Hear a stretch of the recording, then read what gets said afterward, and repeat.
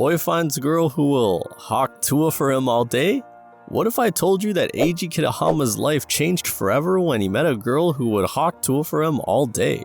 Yep, it all started when Eiji, your average second-year student, was casually strolling into school, probably thinking about how to hawk tuah his way through the day. That's when Rin Nanakura, a bright-eyed junior, stopped him, asking for directions to the drama club. Since Eiji was also headed towards the drama club, he flexes off by telling her that he was the president of the club and that she should just tag along. Upon reaching the club room, Eiji calls upon the actual president of the club to accept Rin in it. He shamelessly reveals himself as just a burden on the club rather than a president. To test Rin's acting skills before accepting her in, the drama club pres decides to play a big brain move as he hands Rin the voice lines of Juliet. He tells Rin to play Juliet as he is going to play Romeo. After delivering a mediocre performance as Romeo, the entire club is knocked off their socks as they see Rin's angelic performance as Juliet. Seeing Rin's spectacular performance, Eiji regrets ever pranking Rin as she was the goddess of acting whereas he was just a nobody.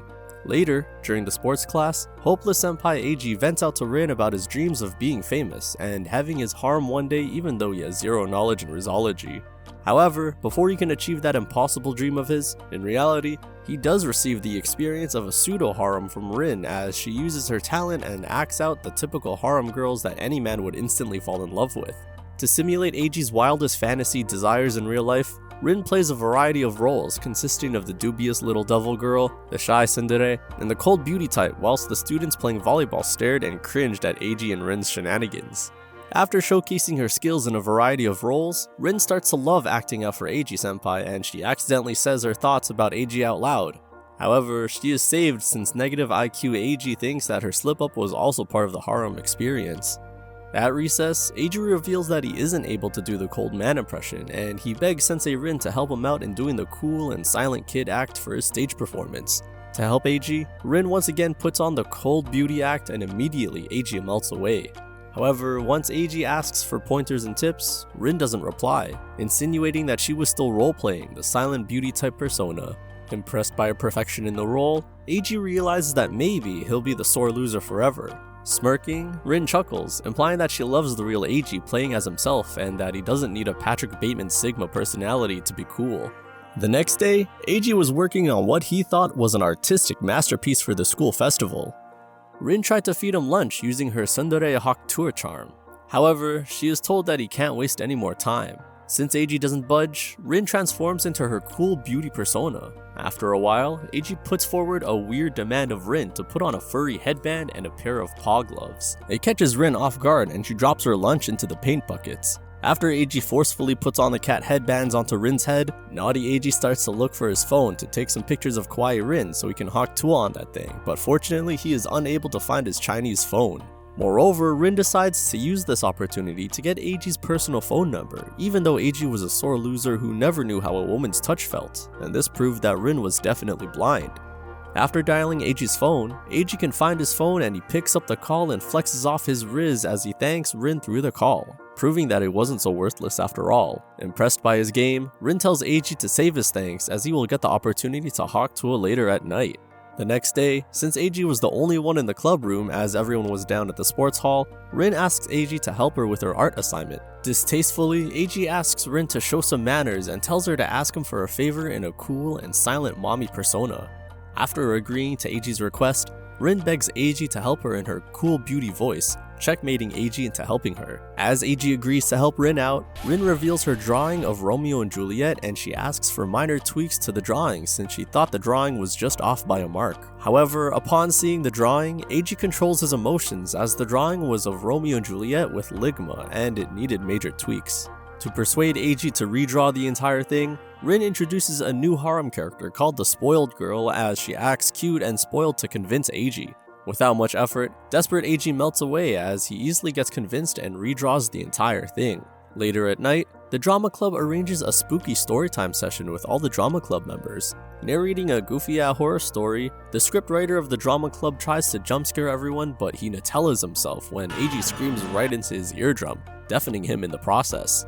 Moreover, on the other side of the circle, Rin also pees herself and Eiji has to accompany her to the changing room since she was too scared to go on her own. Whilst Rin is changing up, Eiji starts banging the door as he was imagining her as a scared tsundere, and he asks Rin if the spoiled Rin was also there too. To tempt Eiji's inner cultured emotions, Rin lets out an ara ara in her spoiled persona, which leads to Eiji almost breaking the door in FBI style. Scared that it'll actually tear down the whole darn building just to see her hawk tuah on him, Rin tells Eiji to chillax as she was already done changing up and he had already missed the opportunity to peep in. The next day, Rin finds Eiji sleeping, so she tries waking him up using her dubious devil voice, since it's time for their club opening session.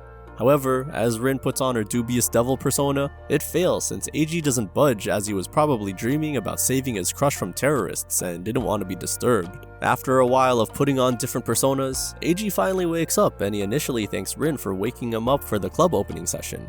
However, after a few seconds, he notices that Rin is holding his hands, which immediately weirded him out. To clear the sussy baka's sussing, Rin immediately cooks up an excuse and tells him that all the class girls were messing with him during his sleep.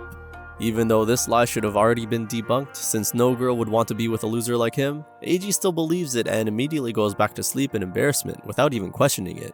Later, Eiji shows Rin his phone's wallpaper, which apparently was the president's looks maxing face, and he tells Rin that he wants to change it to Rin's kawaii face. Flustered, Rin tries out different personas, but every time Eiji takes a picture, her face always changes up at the last moment and it always seems like she's doing a bombastic side-eye. During Rin's and Eiji shenanigans, the club's president shows up and he shows Rin how to truly look smacks as he once again makes the Giga Chad face. Seeing the Prez's Giga Chad face in real life, she immediately bursts out laughing, and during this time, Eiji capitalizes on this opportunity by capturing her cute laughing photo.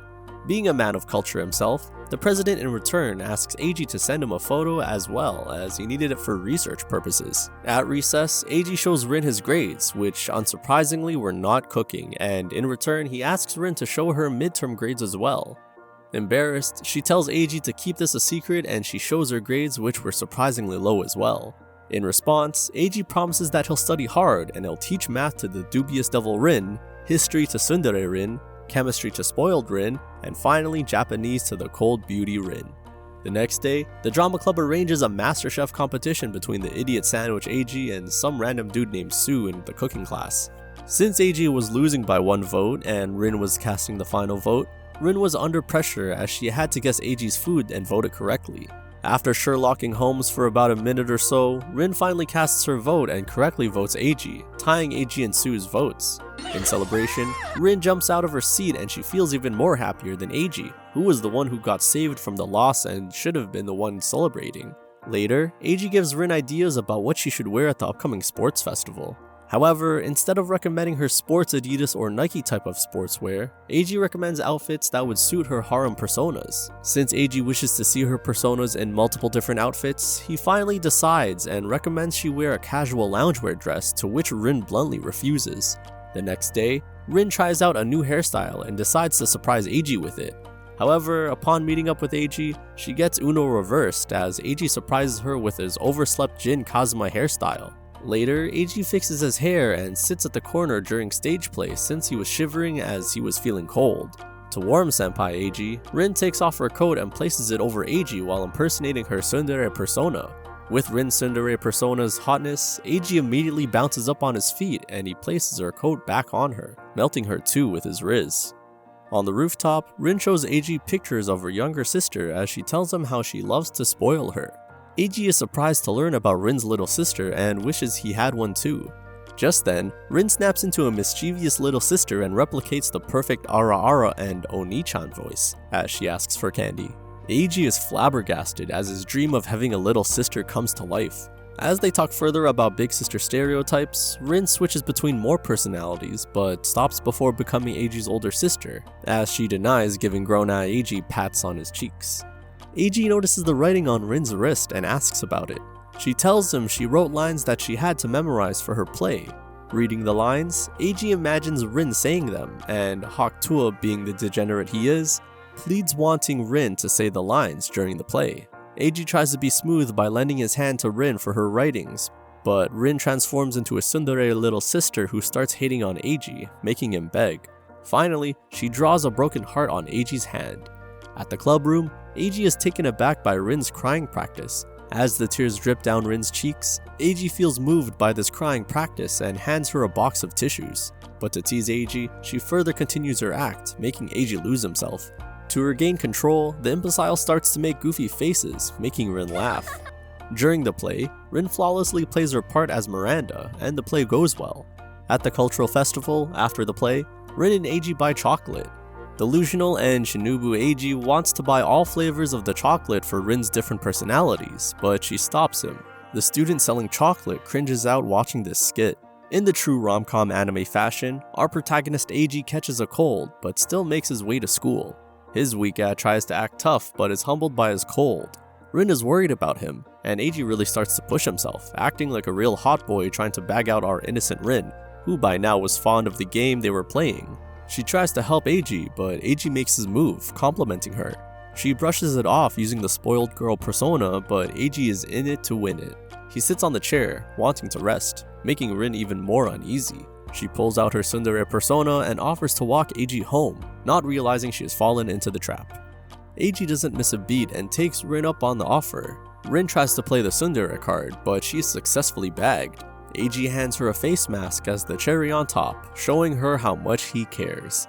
The bastard Eiji wakes up looking at his ceiling with a cold handkerchief placed on his forehead. He sits up only to find Rin in his house. She called him as she had cooked dinner for him. Eiji, while eating the neatly cooked ramen, tells Rin that he couldn't remember much. He goes back to playing his harem, asking if the cool girl persona had cooked the food. Just then, Eiji realizes and asks Rin who helped him change into his clothes. Rin lights up and tries to dodge the question, saying that she just helped him change. Seeing Eiji's expression, it was clear that this could have been a hawk tuah situation. Rin tries to stop him by saying it was the little devil girl, but she is sadly labeled a pervert in search to hawk tuah anyone. Using the opportunity, Eiji gets Rin to make more udon for him to eat. The night sky had been painted on a big canvas for a set in the club room. Eiji was yapping about the types of guys who were able to confess, how they act so cool and popular. Rin misinterprets this talk, thinking that Eiji might have a crush on someone. Eiji uses Rin to practice his confession part for his play and confesses to the tsundere persona. Rin switches and complains about the time and mood of his confession. Thinking about the mood of this confession, Eiji brings out the canvas with a nightscape drawn on it. He says his forbidden Riz dialogue to Miss Cool. Rin, now playing the kudere, doesn't budge and plays along. Eiji fails to make her swoon and asks about his Riz dialogue. Rin tells him that it is a fine dialogue. Hearing this, Eiji asks Rin for her confession preferences. Rin didn't have any preferences. Eiji finds this trait of Rin's helpful for loners like him. On Christmas Eve, the theater club was having a party. Both Eiji and Rin were out together running errands. They bought supplies for their club and were heading back. Being the man Eiji was, he was holding the heavy stuff, making Rin hold the umbrella. They walked together in the snow, playing their acting game on the way. While walking, Eiji starts to chuckle, imagining how all the different girls in his harem would try to fit under his umbrella. Hearing this, Rin starts to act out the personalities fighting each other. Eiji then hits her with another smooth pickup line, telling her that he is glad to be under the umbrella with only the real Rin Nanakura. During winter break, Rin is bored out of her mind and only wishes to meet up with Eiji. She complains about how her summer break has gone on for too long. For fun, she calls up Eiji, and he picks up with an empty mind. Rin was unable to speak. Eiji assumes that the caller is a cool girl. She tries to play along but is busted by Eiji knowing that she called him out of boredom. In the end, they decide to visit a shrine. Rin wears her yukata and visits the crowded shrine. They hold hands to keep warm, trying to play it off as a skit. They say their prayers and goof around with fortune slips. Nanakura has a streak of good luck, while Eiji suffers from bad luck and no hawk tuah. Back at school, Rin was in the library trying to study. Eiji spots her and inquires about her studies as Rin tries to cram her syllabus before the finals. Eiji tries to convince Rin to give up, but Rin hits him with the law of sin question, making him worried about his grades. He tries to make Rin snap out of it using the cool persona, but Rin further intimidates him using the cool girl. Eiji isn't allowed to use library books as props, so he has to get his own. He plans to work in the club on his day off. Rin sees this as an opportunity and tries her luck with Eiji, as she figures they would be alone in the club room together. She joins her senpai. They work till sunset and watch the evening view together through a window. Eiji kept hitting Rin with the same pickup line. Both of them left. Rin was in bed thinking to herself. She wants to know what Eiji's true feelings were towards her. She started to jump to conclusions, wondering if Eiji had feelings for her. She believed that out of all the personas, Nanakura Rin was the only one who can't confess. In the morning, both of them are rehearsing their lines. Eiji kept stuttering. They start complimenting each other's acting, and Rin tries to be slick by dropping hints and disguising them as parts of the act.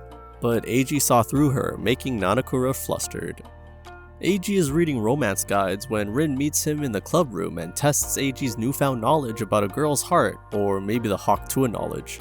She uses her cool and spoiled girl personas and asks him questions. Eiji gets them right and tells Rin that he wants to fall in love too. Hearing this, Rin questions him about being in love currently, to which Eiji replies that he doesn't have a clue. Rin is puzzled and finds the situation complicated. Eiji then tells Rin that his quest to find love started because of their little acting game. Hearing that, Rin becomes happy and smiles, which prompts Eiji to use his guide once again to decipher the reason for her smile. He says that she smiles because Eiji praised her acting. Even though the answer is wrong, Rin lets it slide. Rin gets her makeup and hair done for her play. She is transformed into President Nanakura and also switches her personality to one befitting a president. She rushes to the basketball court and shows Eiji the makeup. Eiji even feels a different aura emitting from Nanakura. He says that he would love to be in love with a student council president, but being a Hawk Tuah of a student, he would never hit his mark. Rin restores his faith by acting as the president who has accepted his into the council. They then continue to play out their acting game. Eiji asks Rin what she would do if she became the student council president. Rin replies by saying that she would create a class that merges students of all grades so she could be with her senpai. Eiji kills her dream of Hawk Tuah by saying that the prez can't promote such illicit things. Back in the theater club, Eiji draws caricatures of the members, and Rin gets all of her personas drawn too. They walk back home and Eiji tells Rin to stop being formal with him and converse in the same tone as the one she uses with her classmates. They talk about an upcoming movie called Ijinkai, a horror film that they are yet to watch. Eiji comes up with the idea of watching the movie together, but Rin tells them that she and horror films don't go well together. She refuses, but is in high spirits as this is the first time that they talk like a true couple. Eiji also finds it refreshing to talk to Rin casually. The next day, Rin and Eiji come across each other at the library. Both of them are dressed in their broke Walmart drip. Seeing each other's trash bag clothes, they decide to head out and get some fresh drip. Picking out clothes, Eiji notices Rin's hair and asks if she is growing it out. She is going to get a cut soon, which makes Eiji sad. In the club room, newly recruited theater club members are having tryouts. Eiji tells Rin to be a responsible and helpful senior to the new members, and Rin reveals a new personality known as the Graceful Girl. Eiji and Rin are testing the stability of the props. One of them is wobbling, making Rin stuck on it. Both of them get stuck on the stool. Rin is unable to jump off and cries out. Finally, the club president comes and helps them off. Rin is looking at her senpai's childhood photos and snapping all the weird photos using her phone. They flicker around with Nanakura's active personalities, and Eiji hurts his thumb by not concentrating. They then unanimously decide to bunk their practice session at the theater club. They go to the infirmary and get Eiji's hand bandaged up. Back at the locker room, Rin explains to Eiji how Japanese school kids give the second button of their jackets to their crushes. Eiji removes his button and practices on Rin, making her feel flustered. After this, Eiji wishes while opening his locker to one day find a love letter inside it. The next day, Rin fulfills his request and 2 letters appear in Eiji's locker, both from Rin's different personas. However, Rin accidentally places the real Rin Nanakura's love letter together with the rest. Later that day, Rin meets up with Eiji and tells him how she solved her friend's love problems and decides to advise Eiji, trying to frame herself as the perfect girl for him, giving him her final Hawk Tuah.